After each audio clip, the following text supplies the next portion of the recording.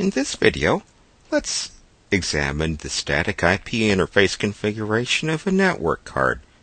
Just like dynamic IP interface configuration, it's based on configuration files in the etc/sysconfig/network scripts directory. The first Ethernet card is associated with the file ifcfg-e0. Much of this video uses familiar options if you've already seen the dynamic interface configuration video.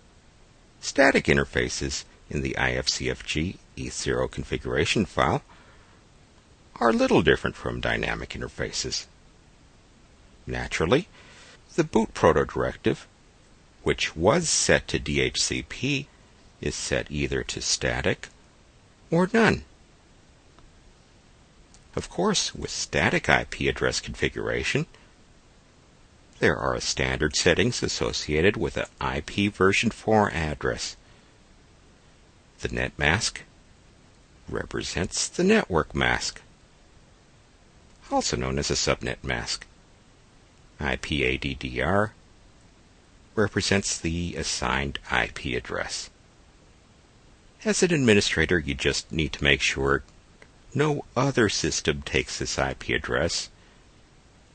And if you also have a DHCP server, make sure it's out of the range of assignable IP addresses.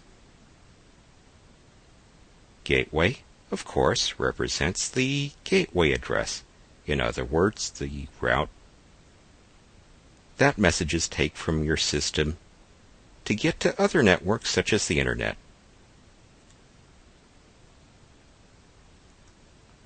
If you want to enable IP version 6 configuration, you should also set up IP version 6 addresses.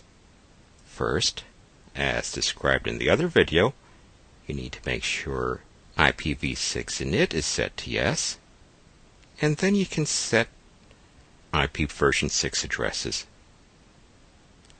I've set up two addresses here, a primary and a secondary. Note the format.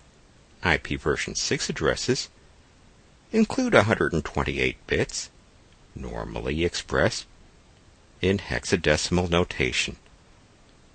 In other words, base 16, with numbers from 0 through 9, and A, B, C, D, and E also represent numbers in base 16.